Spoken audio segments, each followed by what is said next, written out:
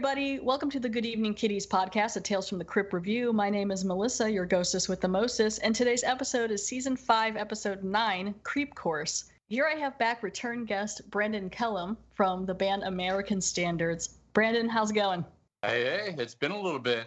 It's going pretty well, you know? It's been over 2 years. Has it really been 2 years already? Yeah. Wow, that's nuts. So what you been doing in the last 2 years? You know, now just staying in the house, buying succulents. That's what people do in quarantine, right? They buy succulents and just they watch their cactuses grow in, you know, the backyard. That's what I'm doing. Are they growing very well? I don't know. I don't know how to raise these succulents. You know, we raise them with the values and instill the morals that they should have. So occasionally I go out there and I'm like, this cactus looks like it needs a little bit of water, and that's pretty much all. You want them to be good plants, you know, be good plants to other plants and have good morals and American standards. I just wanted to have a life better than I had, you know, like every parent wants. Yes, you tried to do better than your own parents. Got really deep here. It's been 2 years. It was March 30th when your last episode came out, 2018. You were on Season 2, Episode 16, Television Terror. If anyone wants to go check out that one, it was a pretty fun one. I absolutely love Tales from the Crypt. I mean, actually, so not only do I have a few Tales from the Crypt t-shirts now, I have another one that's in the mail that I should be getting any day here now. So Tales from the Crypt, Twilight Zone, all those old anthologies have always been my bread and butter. Yeah. Last time I remember you had the one that you wore all the time for your shows. I've actually acquired 3 now since then. We might be matching. We've got to compare the collection we have. I have one that just says like Tales from the Crypt. I got like just off a regular like T Public kind of thing. And then I have one my friend got me that's like the Crypt Keeper in the shape of like Hello Kitty. Nice. And it says Hello Kitties on the bottom of it. And then I have the one where he's like on the beach chair lounging on the beach, and it says like Wish You Were Dead on it, like a postcard. So we have entirely different t-shirts, and I'm kind of excited to see those now because I haven't seen those.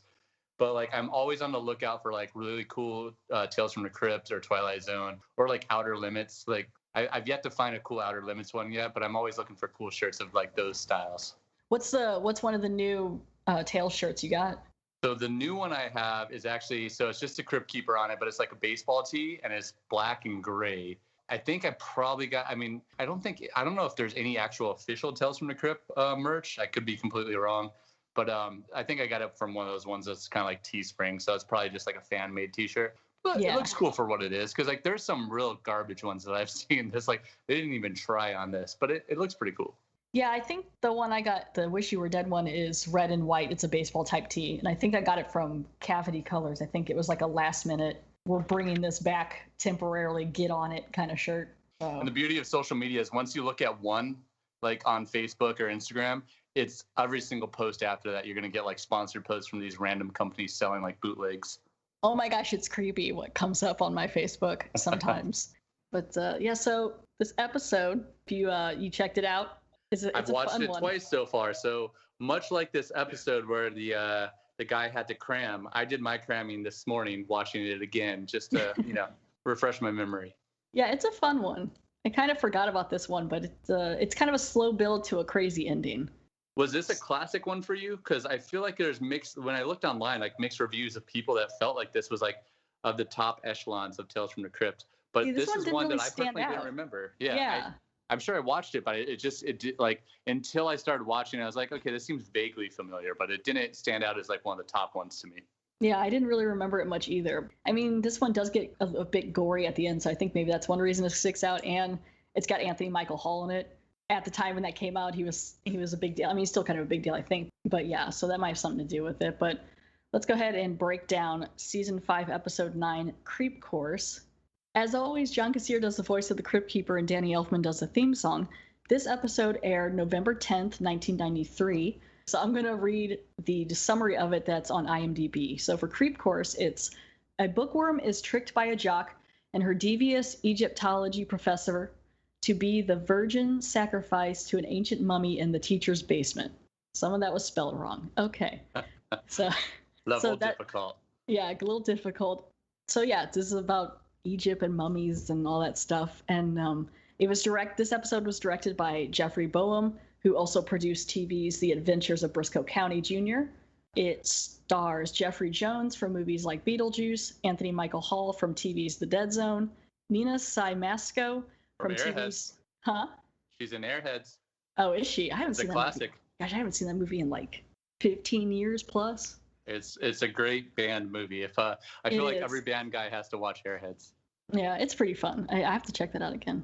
But yeah, she's also from TV's The West Wing. But yeah, Airheads. And Julius Carey from movies like The New Guy, and Rinda Ray Norman from movies like The Dentist 2. The main characters, there's 3. So Jeffrey Jones plays Professor Finley. Then Anthony Michael Hall is Reggie Skolnick, and Nina Zemesco is Stella Bishop. Now, it's mostly about Stella, and she's kind of mousy and stuff, but we'll go ahead and open up the episode here. So, can you see that, Brandon? I can see that, yeah. Oh, okay. We're fancy now. We didn't have this technology in the last episode. What a miracle 2 years will do. I mean, I probably could have did it, then I just didn't know. So this one opens up, and you're in the crypt, and you got the crypt keeper, and he's got like a banner up because he's in college, and then all this Egyptian stuff, like you got the statues, and there's a man laying here, and I believe is he taking his tongue out? Looks like he has his tongue out. Yeah, I think he's going to like embalm this guy. It's a little hard. He's got like a cloak on, or like a coat thing, and I think he's going to embalm the guy is the thing he's going for, which makes sense. The quality of the YouTube here, actually, it plays to the benefit of this episode sometimes, and also to the detriment later on too. Yeah, so. Yeah. This some of these YouTube things on here they put out the episodes are not always the clearest. There's been a couple lately that I'm like, oh, that's actually pretty decent looking, and then sometimes you're like, I don't know what this is. So this one opens up in the Egyptology laboratory, and it's a course that's being taught by Professor Finley, played by Jeffrey Jones, and he's telling this story. Stella and Reggie are in the class as well as other people, and it looks more like a science lab, which it seems kind of weird, but to me it kind of looks more like it's set up like tables and things like you would do more science work, but I guess not. Yeah, I can't say I ever had an Egyptology professor to compare the differences between how realistic this actually is. But yeah, no, 100%. I don't think I've ever seen that class in a course manual in a catalog. But yeah, so it talks about the pharaoh Ramses. He's a mummy. He wouldn't die. And that's what gets everybody's attention. Everyone's like, oh, what, he wouldn't die? What? It seems that old Ramseth was a possessive and jealous sort of fellow, and the object of his obsession was a beautiful young maiden, the Princess Nefra. Unfortunately, Ramseth tossed his mortal coil before actually consummating his relationship with the lovely Nefra. So, despite his newly acquired status as an embalmed and mummified corpse, he emerged from his tomb on the anniversary of his death and each year after to search the city for the Princess Nefra. Needless to say, Ramseth's jealous disposition and bad temper had not improved in death. And the local citizens so feared and dreaded his annual rampage that they were forced to arrive at a drastic solution. Each year, a maiden was delivered to Ramseth's tomb, a human sacrifice. Each time, the crazed old mummy would expect to see his beloved Nefra standing before him, and each time he would be disappointed. Exploding in anger, he vented his rage upon the innocent young woman in a manner really too horrible to describe. So apparently this Ramsey guy, or whatever, this pharaoh, was very obsessed and in love with Princess Nefra, but he died before he could hit that. So he was really upset about that. Classic Romeo and Juliet tale. Yeah. On the anniversary of his death each year, he comes out of the tomb to search for her, which now that I think about it, shouldn't they be talking more of like the history of this pharaoh, not something that most people would consider to be probably a myth? A folklore, yeah. Yeah, the fact that this professor's like, no, this is what happens every year. This guy comes back, he just won't stay dead. It like almost, now that I think about it, kind of sets it up for later. It definitely mimics like the tropey horror movie where like the kids are sitting around a campfire and they're talking about someone that like on this annual celebration or annual like, event, they come back and take revenge upon those that wronged them. Oh yeah, anytime I see that in a movie and they're like a year later, I'm like, oh, something's gonna be bad. So during this, while Professor Finley is telling this story, Reggie, played by Anthony Michael Hall, is drawing out plays for his football game because he's on the team. Is it college or high school? I want to say college. It's ambiguous in my opinion Yeah. what this truly is. Probably college, because Egyptology professors, they're only in college, of course. Well, yeah, and the way that like Stella later's like working at the cafe there or something, so it kind of makes it seem like I thought that was maybe at the school. Yeah. So Professor Finley's just going over more and more of how horrible this man was and all those things like that, and there was like a necklace and everything involved with this. Basically, the guy wanted this woman even in death. He says it keeps the old boy off the street, which that line, I don't know why it stuck out to me, but the way he delivered it was really awkward. Keeps the old boy off the street. And so during this, you can see that Reggie is a bit of a slacker. Like I said, he was making up the football plans, and Stella's complete opposite. She's like writing every note down, and she's cute. She's like this mousy with like glasses and this little bob cut. And then Reggie's more kind of like jock kind of looking, not bulky, but just football-y, I guess. Yeah. I don't know.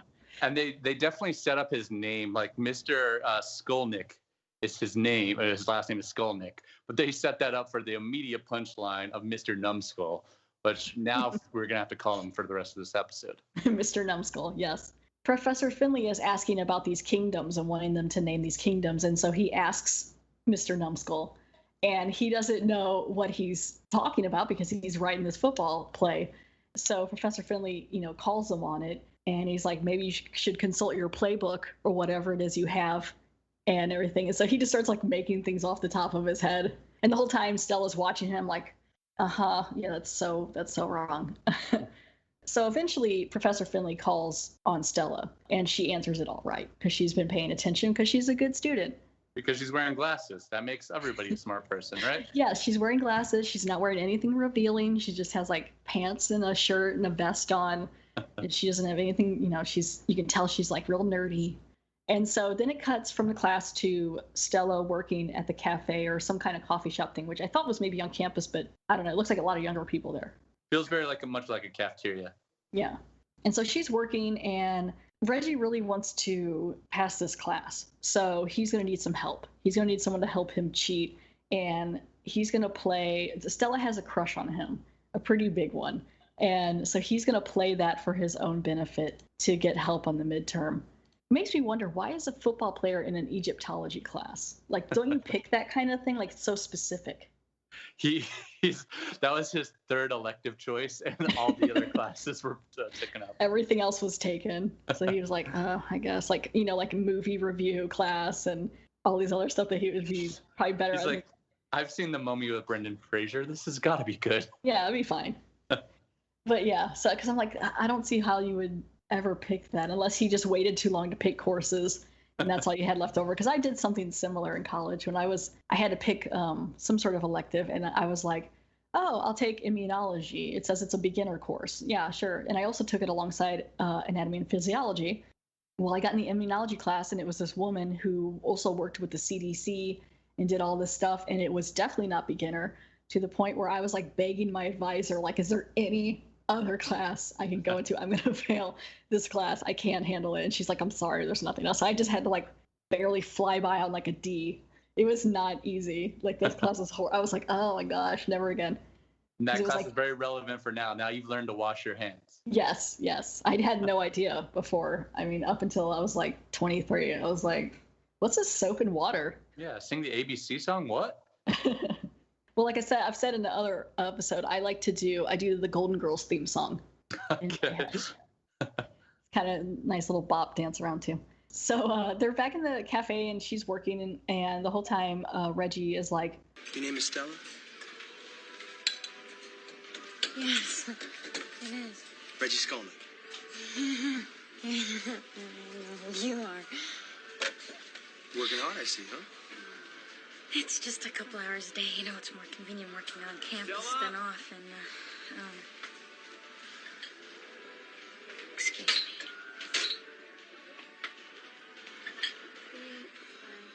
That'll be 4 and 7. Professor Finley's really on my case, isn't he? I mean, how do you like the way he treats me in class? Well, it wasn't. I mean, I've got feelings, too. It was pretty embarrassing for me. Yeah, I could see that. Now, Stella, I'm gonna flunk that midterm unless you help me. Me? Will you, Stella? Please? I don't know. Please, please, please, Stella.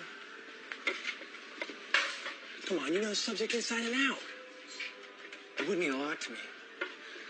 Well, I suppose I could help you study. That's what I'm really good at. I mean, I'm not a brain or anything, but I do take excellent notes. So they agree to meet in the library later to study. She's in the library. She's got like all these books, and it's a pretty big library, a lot of tables, and everything's wood. And she's got all these books, and he shows up all trying to be all suave with like these sunglasses, and just like he shows up with nothing. Dude shows up late with nothing. Late with nothing, not a pen, not a notebook, anything. And so right away, Stella's like, I'm sorry, were we gonna study? I didn't know. Like, she's like, where's all your stuff? But she's so sweet that she's just like, that's okay. I have extras of everything. She has like 8 pens sitting there. And She does have a stack of pens. Yeah. Just noticed that. There's like 6 pens there. She's like, I'm good. If I run out of ink, I got extra. You never know. Anyway, so what Reggie's saying to her is, he's like, the only thing I'm good at is football. I know no matter how much studying we do, it's too late. This midterm's like in a few days, if not tomorrow. So the plan that Reggie has is, how about you ask Professor Finley if you can come over to like his house to do some extra, to get some extra credit or something. And then while you're distracting him, I'll sneak in and I'll steal the answers to the test. And Which is the weirdest thing ever, because like, would you have ever asked a teacher to come to their house? Like, wouldn't you just be like, can we stay after class for a little bit to like go over something? Not like, yo, can I come to your house after? Yeah, it seems kind of creepy, or kind of like most teachers probably wouldn't want you to come to their house. They'd be like, I'll just give you a paper or something you can do now. And anyway, why would this chick who probably has amazing grades need extra credit? Like, as the teacher, like, there's only so much you can do after a while. I didn't even think of that. Yeah, it's like after so much you can do, most teachers would be like, you're doing fine. Trust me, you could fail this test and still get an A. Like, So you're telling me you never went to a teacher's house after class? That's not a regular thing. I don't think I ever really went to a teacher's house, unless it was like in college and they were having some sort of like gathering for the class at their house with food. Like, it wasn't like, come to my house and I'll give you extra credit. Plus, also, he's basically in a way committing breaking and entering. It's already setting up to be illegal. And why wouldn't the teacher maybe have this at the school, or like in his desk, or like unless this is a common occurrence with people stealing things all the time like that, stealing answers. She probably stole all those pens. Sometimes that's hard. You got to put your name on pins. People, especially at work, people take your pins. There you go. See in their pen. So she's like, no, I'm not going to do this. I can't do this. And she heads over like with her stuff, and she's putting the reference books and stuff away, just like, this was a complete waste of time. And he's still like pleading his case, like, everybody looks at me and they think I've got it made. Like, I don't have a care in the world. But they're wrong, Stella. I'm really scared. Football's the only future I've got. It's about to go down the drain. But it would be wrong. If anybody gets in trouble, it'll be me, not you. And I promise you, Stella, I will protect you. And nobody will know.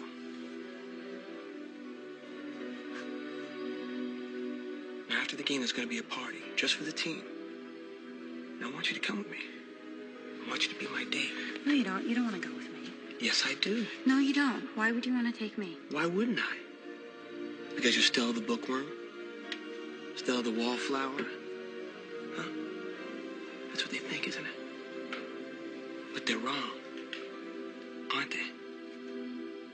Just like they're wrong about me. As if she needs to care so much about this. Like, it's her responsibility to get him to pass. And so he's still just like backing her kind of into a corner. But then she takes her glasses off and she's immediately a 10. I don't know about that. She's cute. I actually think she's cute with the glasses, but it's kind of like the Clark Kent thing. It's like, oh, I didn't recognize you without your glasses on. Or like, wasn't it it was that movie like She's All That? Like, they took out her ponytail and took her glasses off, and then all of a sudden she was a knockout. Yeah, it's like every 90s or 80s movie was like, this person is a whole different person with their glasses on and their hair up. I'm trying to think. Yeah, he takes her glasses off. That is such nerve. Him just being like, "Let me see how beautiful." Like he's coming on to her, and she's backed up against the. This gets a little creepy. His eyes are creepy here. Look at it. Yeah, he's like almost threatening her the way he's got her backed up onto the Dewey Decimal System there behind her, and then he leans in. Yeah, to the Dewey Decimal System. He leans in and kisses her, and I was like, oh, because her face looks so like it's slow, and her face is like she's like, oh my god, he's kissing me, and I'm like, oh, she's so gone. He's got her. And so then he's like, yeah, I got this, and he just like looks at her and hands the glasses back, and he's like, I'll see you tonight or whatever, to go do it. And so she puts the arm of the glasses in her eye. Yeah, she's just completely thrown now. She's like, what?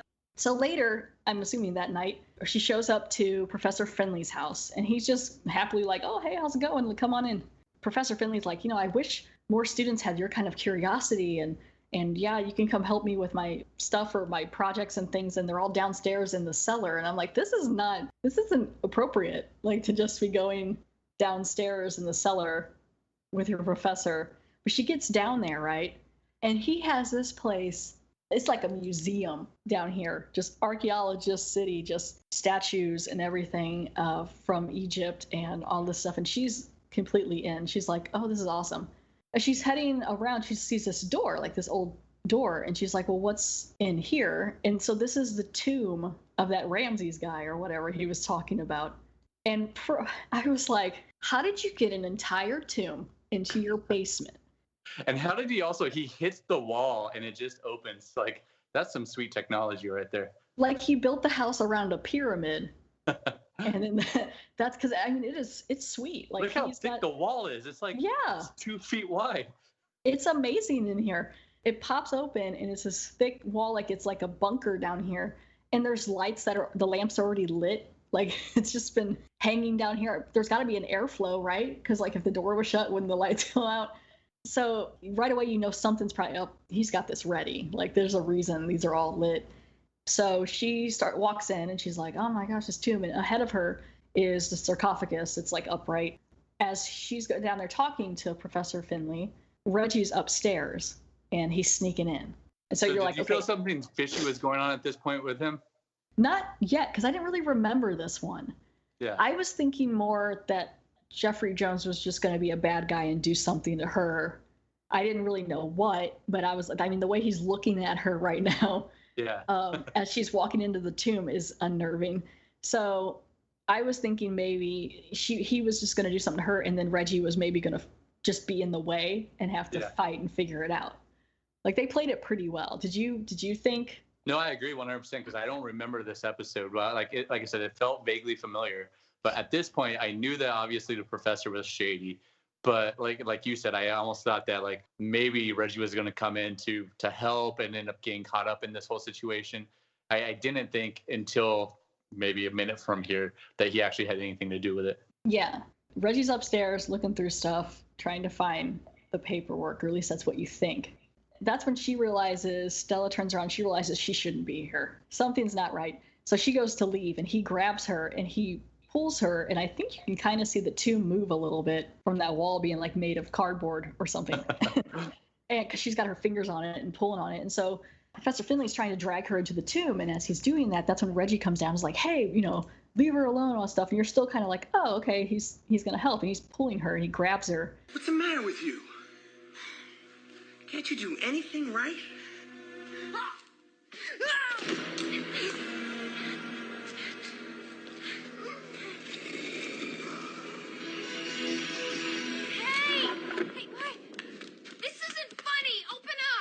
And yells at Professor Finley and throws Stella into the tomb, and they shut the door behind them.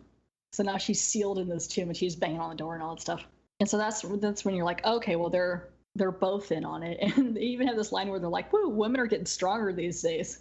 Because I guess it's also to say like he's been doing it for a while, Do you think so? Mr. Numbskull has been involved in this situation to set up this whole time, or? I don't think so, because it sounds to me like Jeffrey Jones has been doing this for years, as we find out in the later. Reggie's only like in his early 20s, so unless he's like related to him, and we don't know, but I don't think he is. Yeah. He's not related to him, so is it every year they have to do this? Once a year, they have to sacrifice a virgin to curb the appetite of this a mummy that didn't get any from the girl he loved or something. Yeah, so because this pharaoh didn't get it from Princess Nefer before he died, because, I mean, things are horrible back then, you know, you get some sort of disease and you're dead. And 17. Yeah, like 17. You lived a full life. You've been ruling since you were 10. It's fine. So he's mad about that. So yeah, every year you have to sacrifice a virgin, which, first of all, how dare you assume Stella is a virgin? Okay? She was wearing glasses. She's smart and wears glasses. She's a virgin. Okay, so it's not like she doesn't know any other nerdy guys. You know, I'm just saying. She never took off the glasses at school. That's probably why. So Jeffrey Jones, or Professor Finley, blows on this horn to wake up the pharaoh, which I guess he doesn't just wake up on his own, which it seems like he's waking up every year. The shadow of this, too, is kind of goofy. Yeah. The shadow of him holding this big, like, curved horn and just leaning back, and it's real loud. Reggie's like, oh, God. There's an artistic shot. Yeah. Someone was trying to have fun. They're like, there's a lot of shadows. We got to have fun. So Stella's in this tomb, and she's like, man, now what? Like, what is going on? She doesn't know. And as she's standing there, the sarcophagus starts to wiggle a little bit. And she's like, get out of town. And then this, like, wind hits her. She's like, what? Jeffrey Jones just looks like he's fed. He's like, every year I have to do this. Whew. So he's like, I need a drink. Let's go. So they both head upstairs, and they leave her down in the tomb. And so she's like, she's keeping an eye on this pharaoh, and he's all mummified and gross and probably smells horrible. This is where the low quality resolution of YouTube actually helps. Because I'm like, this mummy doesn't look too bad, actually. Yeah. Like, he just looks they got a real, like, skinny guy. So that it looks like he's mostly bones. Like, his arms are real skinny, and his face is real, like, sunken, his eyes. And so he backs her down into a corner, and she starts, like, sliding down. And so conveniently, the Princess Nephra hat is next to her. Isn't she lucky that it's right there and not on display on some sort of case or something like you would? And so the pharaoh goes to grab her and, like, pulls her up by, like, her shirt or her neck. I mean, he's gonna kill her, I suppose. But the twist here is this is where her taking off her glasses makes her a different person again. So she's smart. So she knows the story, right? I mean, they just heard it that day. If not, she already knows all of it. So she's like, I am Princess Nephra. Don't you recognize me? She, like, throws the hat on real quick. And so then he stops trying to kill her, and he, like, strokes her face, and she's like, yes, it's working, yes. The look of relief on her face when he's like, oh, it is you, Nephra. She's like, oh, thank God.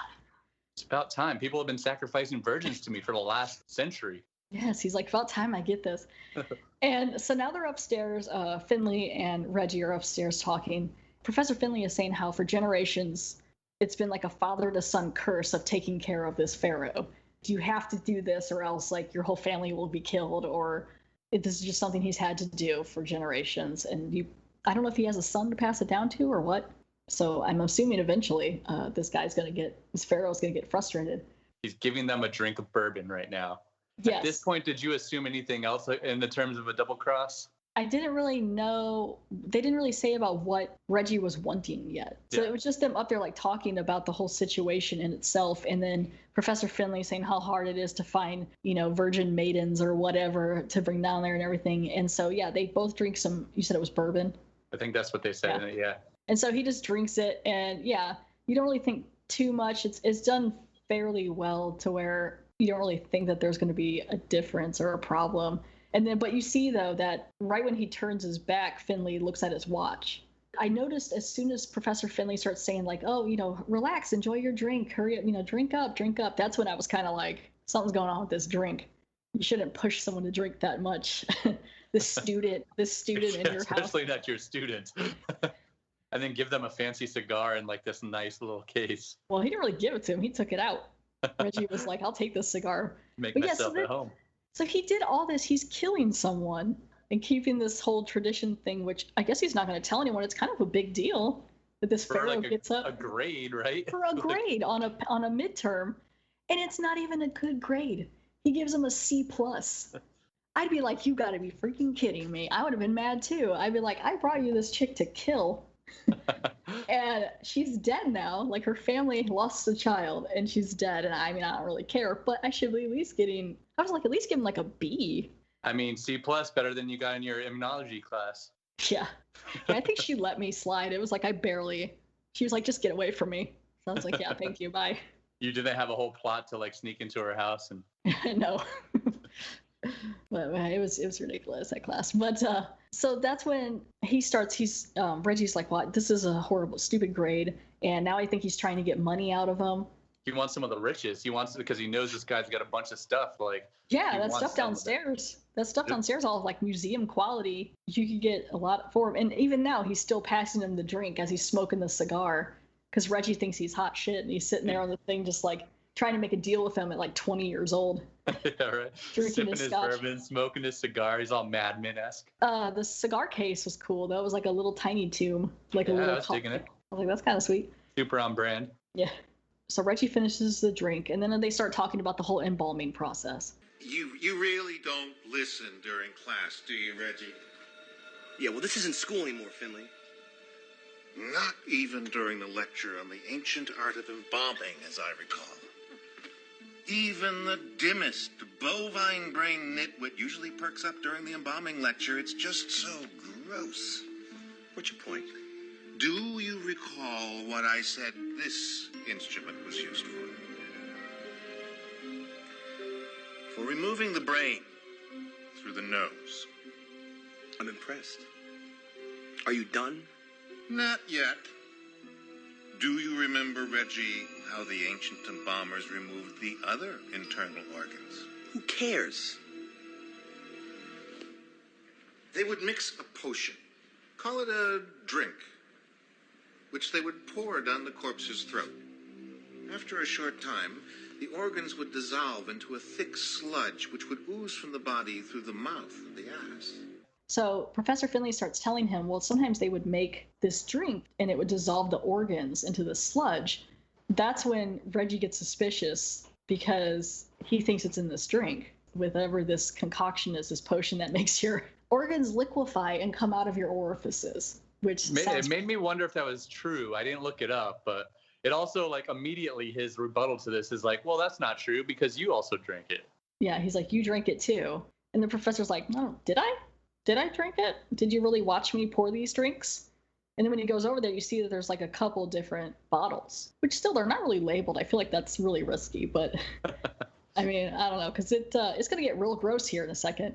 Now Reggie stands up and he starts heading over to Finley to attack him or yell at him. It is so nasty. So his organs are liquefying, and I assume they're coming out of his butt. The best line, arguably, in this entire episode is, "You look like the poster boy for Depends." Did you see me pour both drinks from the same decanter? No, of course not. How could you? You weren't paying attention as usual.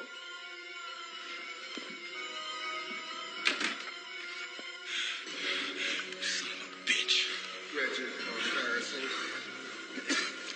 You look like the poster boy for Depends. It's nasty. My note here is, oh, that's nasty. Like, that's just because it's just this brown and like black bubbly sludge coming out of his pants, ruining his Nikes. Yes, his all white Nikes are being ruined in his light blue denim, and he's clutching his stomach.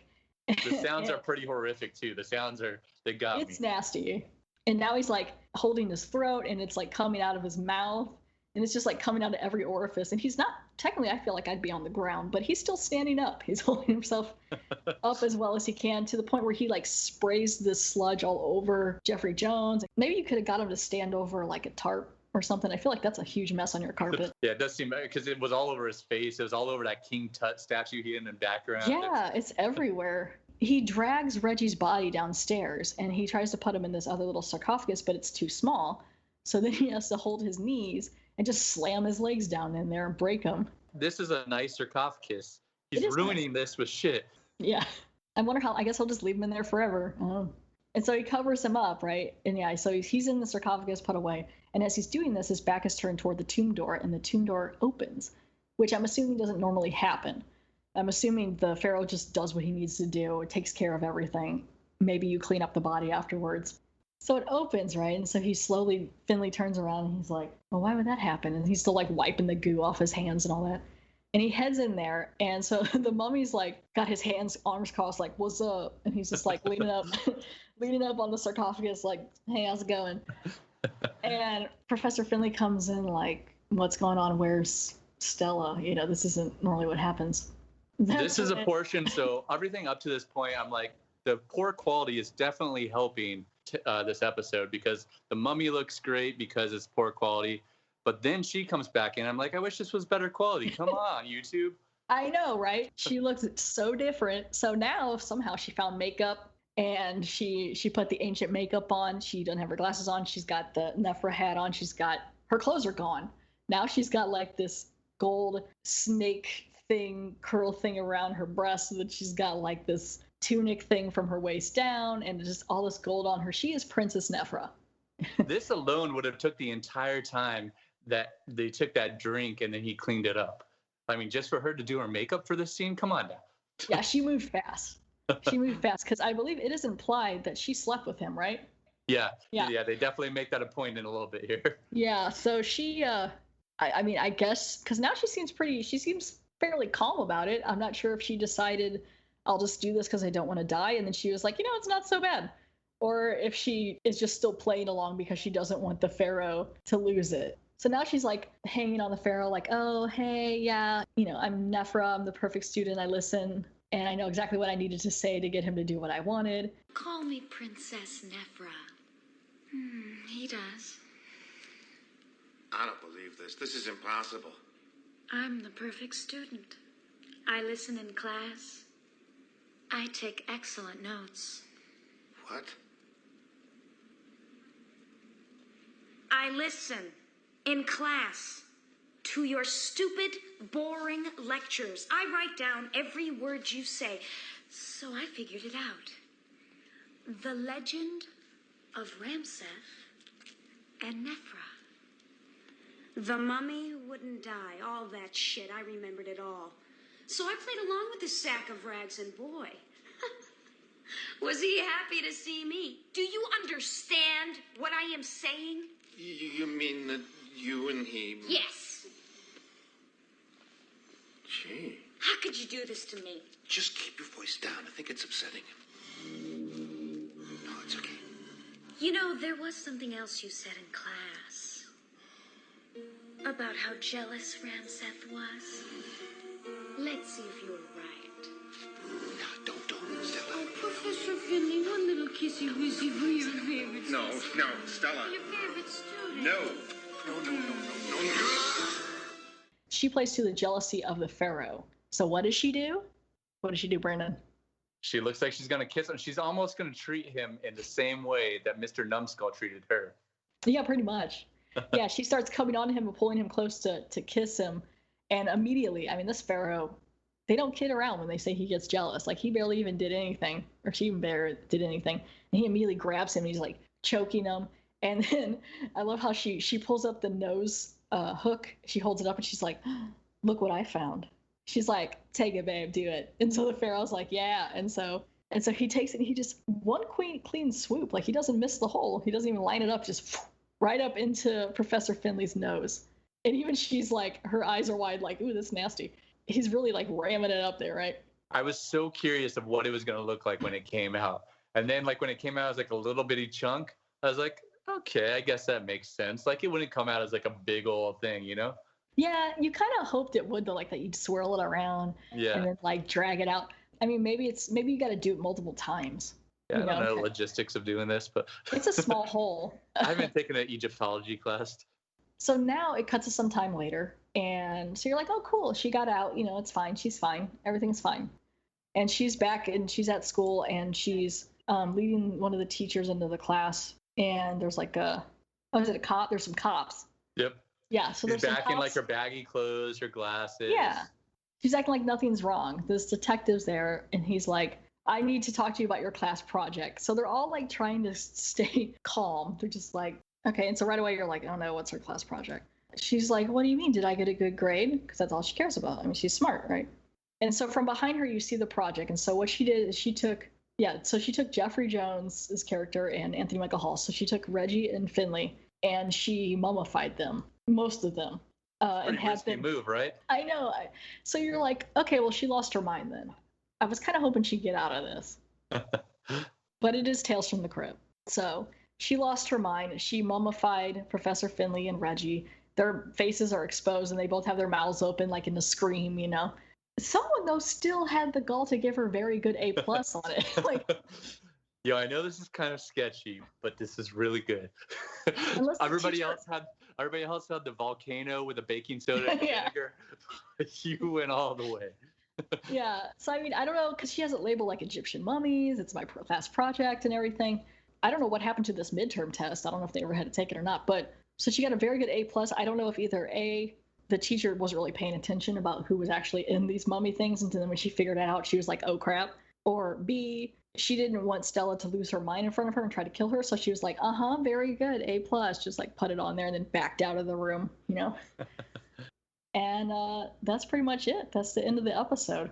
So what did you think, all in all? You know, so I watched this episode twice. I watched it once about a week ago, and then I watched it earlier today. And the second time I watched it, I think I was paying attention a little bit more, and it was actually pretty enjoyable. Like, I mean, in the grand scheme of all Tales from the Crypt, I would for sure watch this episode again. Yeah, I mean, I liked it. I thought the twist was fun.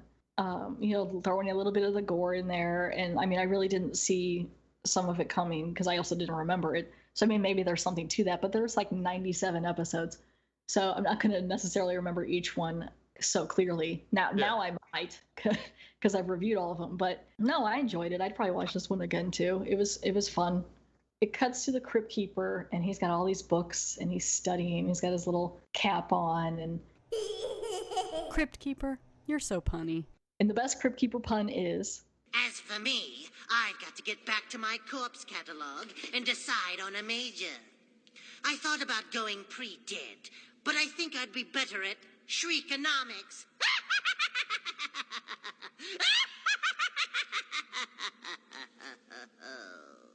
So yeah, that's the end of season 5, episode 9, Creep Course. There is no IMDb trivia for this episode. The next episode is season 5, episode 10, Came the Dawn. Brandon, thank you so much for being on this episode again. Always a pleasure. Thanks for having me. I love, just talking about something like Tales from the Crypt is awesome. I grew up on this, so. It's been fun. Is there anything you want to plug necessarily? I've got nothing going on. There's nothing going on across the board. We don't have any shows. I mean, all our stuff's on any streaming service. So if you look up American Standards, you'll find us.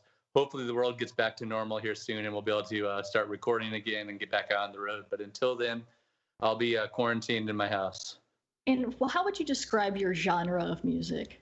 It depends on who's listening. If you talk to my mom, anytime she hears any band that has a raspy voice on the radio, she's like, "Oh, I heard you guys on the radio." So we're like Nirvana but heavier, Metallica but heavier, Pantera but heavier. You know, metal, punk, hardcore, all the above. But it's funny talking to people like, you know, at the office or anything that hear that I'm in a band, and then they want to listen to us and they ask me what we sound like.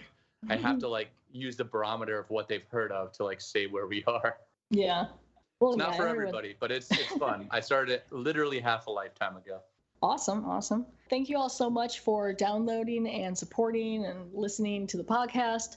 You can find the Good Evening Kitties podcast on Facebook. It also has a Twitter page that's @GEK Podcast or @GEK Podcast. You can email the podcast with any questions or comments at goodeveningpod@gmail.com. You can find the podcast pretty much anywhere. So thanks again for your support. You can leave a review on Podcast Republic or iTunes or Facebook. And stay safe out there and have a good one. And Brandon, say bye. Have a good one, everybody. Thanks for having me. Hopefully I'll be back on maybe sooner than 2 years this time. Yeah. Bye. Bye.